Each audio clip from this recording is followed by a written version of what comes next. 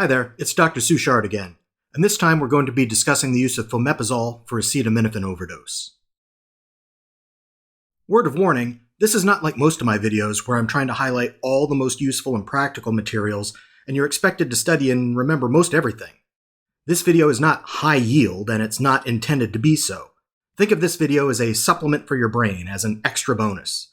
This video is an illustration of some rather recent advances in clinical toxicology, which are kind of cool to think about. But this is more cutting edge than standard of care or need to know stuff. At least, not yet. So you don't really need to memorize anything here, but the desired learning objectives, if this topic interests you, are that you'll be able to identify which compound accumulates in the atypical APAP overdose characterized by early onset severe metabolic acidosis. That's the more minor objective, while the more major objective would be to explain how 4-methylpyrazole, or Fomepizole, an antidote for methanol and ethylene glycol poisoning, can work to help treat acetaminophen toxicity. And it's kind of an interesting story how this was ever figured out in the first place.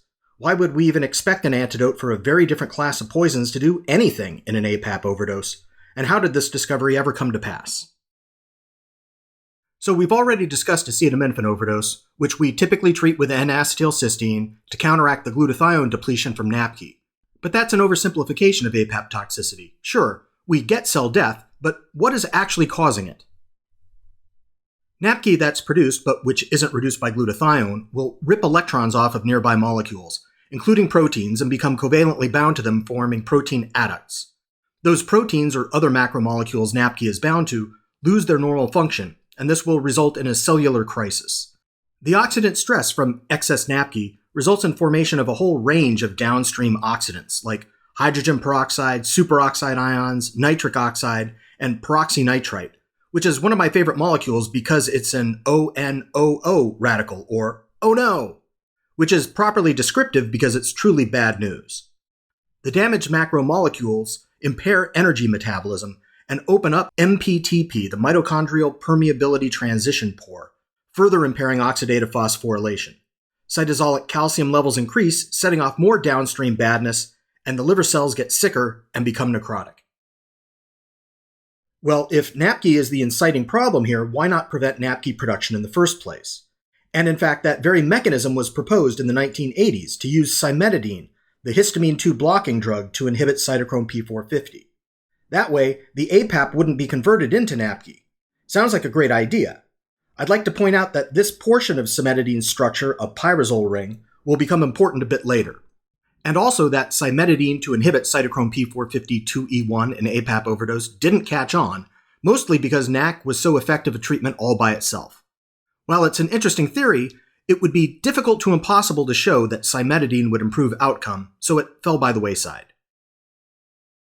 Most of the care needed in clinical toxicology is symptomatic and supportive, but that's not flashy and cool.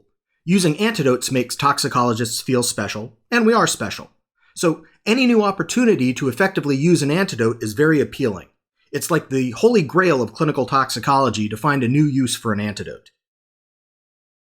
In the video discussion about acetaminophen toxicity, I hinted at an atypical presentation where patients develop altered mental status and a severe metabolic acidosis quite early after APAP overdose. In a more typical but very severe case of APAP toxicity, the patient can have a metabolic acidosis associated with shock, liver failure, and multisystem organ failure, but that's going to occur maybe 3 to 5 days after the overdose. These other atypical patients are acidotic within a few hours, and if they're comatose, they can't say what they ingested, and this will muddle the diagnosis in the moment. Please don't try to memorize the metabolic pathways shown on this slide, but I've put it here to show that glutathione, at the top near the middle, is involved, so that if we mess with glutathione, such as through a massive acetaminophen overdose, that can result in downstream effects where the patient will accumulate high levels of 5-oxoproline, also called pyroglutamic acid.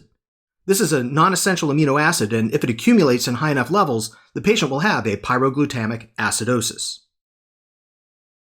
A patient presenting with altered mental status and a severe metabolic acidosis looks just like what we would expect from methanol or ethylene glycol poisoning. There's a very common mnemonic for the differential diagnosis of an elevated anion gap metabolic acidosis called mud piles, and I've indicated where methanol and ethylene glycol appear in mud piles. So this explains why such a patient might be treated empirically with 4-methylpyrazole, because everything looks like they have a toxic alcohol poisoning, And everybody cheers. Hooray for antidotes. All hail the toxicologist for being so smart and giving the right antidote for the right poisoning. In 2013, we see the first reported use of Fomepizole in a case of severe acidemia in what they described as a gargantuan APAP overdose. Interestingly, the title of the paper didn't even mention 4-MP, and they claimed the patient was treated solely with intravenous NAC, and that wasn't exactly true. The reason they gave 4-MP was because of the patient's initial labs, which showed severe acidemia with a pH of 6.9 and a lactic acid level of 22 milliequivalents per liter. So they gave empiric treatment for potential toxic alcohol poisoning. The initial APAP level was very high at nearly 1,200 micrograms per mil. The patient had hepatic injury, with the transaminases peaking in the 3,000s, but the patient recovered and was stable for transfer to psychiatry on hospital day number 4. This article from 2022 looked at the Toxicology Investigators Consortium database between 2015 and 2020. And found 25 cases where 4-MP was used in acetaminophen overdoses, again, presumably because the patients were so acidotic there was concern for toxic alcohols. We see here that perhaps as many as 17 of these cases occurred before 2020 and therefore could have been published as the first intentional use of 4-MP to treat APAP overdose. However, it is this article, published electronically in 2019 and in print in 2020, that first makes that claim, where the authors very clearly and intentionally gave Fomepizole as an adjunctive treatment in severe acetaminophen toxicity in a human patient. The authors explained the reasoning behind their choice based upon previously published work. We know that APAP is metabolized into NAPQI primarily by cytochrome P450-2E1, and it's been shown that CYP2E1 knockout mice can survive being dosed with twice the LD100 amount of acetaminophen for wild-type mice because they can't convert the APAP into NAPQI. And similarly, if you treat mice with 4-MP, which is known to inhibit CYP2E1, they are protected from otherwise fatal APAP dosing. In 2019 and 2020, there were 2 articles describing the treatment given to some severe APAP overdoses as triple therapy, with N-acetylcysteine, 4-methylpyrazole, and hemodialysis. NAC, of course, is the standard therapy for APAP overdose, and the 4-MP was given at least partly due to the patient having severe acidosis mimicking toxic alcohol poisoning, and hemodialysis is also a standard treatment for toxic alcohols. Interesting side note, though, is that acetaminophen itself is also removed well by hemodialysis. It is quite water-soluble due to its multiple polar functional groups, and it has a small volume of distribution, which are both favorable for extracorporeal removal by hemodialysis. The main reasons why hemodialysis isn't used more routinely in APAP overdoses are NAC works so well anyway, do we really need anything else? And also the cost, risk, and limited availability of emergent hemodialysis. Now, if we think back to when cimetidine had been recommended, because it inhibits cytochrome P450-2E1, we can see now that part of its chemical structure looks just like Fomepizole.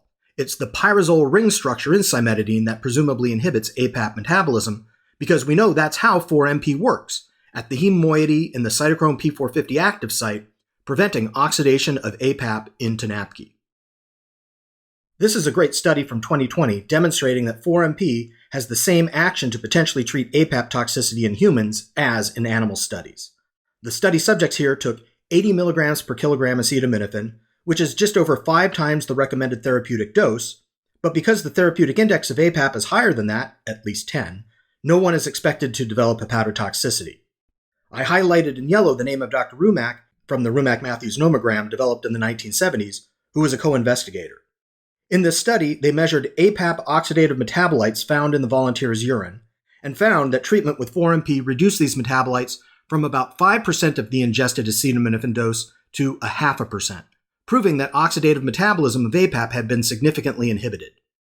The thing I like best about this study is that the 6 volunteer subjects were all staff or physicians from the toxicology department at the study site. I love it when the investigators trust the science so much that they're willing to be study subjects themselves. This is the group in Phoenix, Arizona, where I did my toxicology training, and we had several investigator-subject studies when I was there too. And I find it very amusing that one study subject had to have their data excluded because they took some additional acetaminophen outside of the study protocol. In addition to inhibiting cytochrome P450, 4-MP also appears to have additional benefits, reducing downstream intracellular effects of the APAP-induced injury. 4MP also inhibits the C-Jun N-terminal kinase, or JNK pathway. Thus, in an APAP overdose, NAC works to prevent NAPK formation by repleting glutathione. It can also act as a nonspecific antioxidant, mitigating superoxide and other reactive oxygen species. But unless all of those reactive oxygen species are eliminated, there can be adverse downstream effects leading to cell necrosis. Whereas 4MP has two relevant actions. First, to prevent initial injury from NAPK formation by inhibiting cytochrome P450, but also to put the brakes on the necrosis train by inhibiting the JNK pathway that leads to programmed cell death, or apoptosis. 4MP improves recovery from APAP toxicity, whereas NAC can actually make it worse. This is not to say that NAC shouldn't be used, because it should. NAC helps to decrease the likelihood of liver injury and the degree of liver injury in acetaminophen overdose. But once the hepatic injury has occurred from APAP toxicity, 4MP helps the liver to recover better compared to NAC. It turns out that having mild amounts of reactive oxygen species is beneficial in cellular recovery, and NAC can compromise this recovery by removing those reactive oxygen species through its antioxidant effects. This slide shows data from a 2021 mouse study showing that continued NAC blocks recovery from APAP toxicity.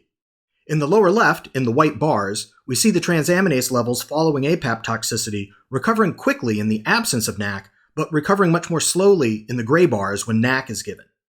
In the lower right, we see that more cell necrosis persists on liver biopsies when NAC is present after the initial APAP-induced injury. Currently, our primary option for treating APAP hepatotoxicity is to give NAC and continue to give NAC, with the only question being when we ought to discontinue it.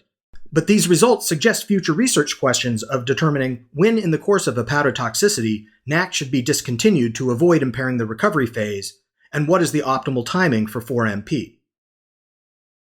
This scoping review from 2022 summarizes what is currently known about 4MP for acetaminophen toxicity, in that there appears to be a marginal benefit beyond using NAC alone. The safety of 4MP and its mechanisms of action have been demonstrated in vitro in animal studies and a human volunteer study, so it might be considered as an off-label adjunct therapy to NAC in selected cases. Now, that's a lot of words basically saying, maybe?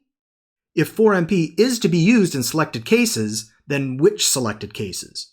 Probably the answer is going to be for massive acetaminophen ingestions, the kind of case where 4MP has been given empirically but mistakenly for toxic alcohol ingestions. And we found out, basically in retrospect, that 4MP does work, but not for the reasons why it was initially administered. That is a real case of failing forward. 4MP might also have additional benefit for patients presenting later after their ingestions, since it's theoretically better than NAC during the recovery phase.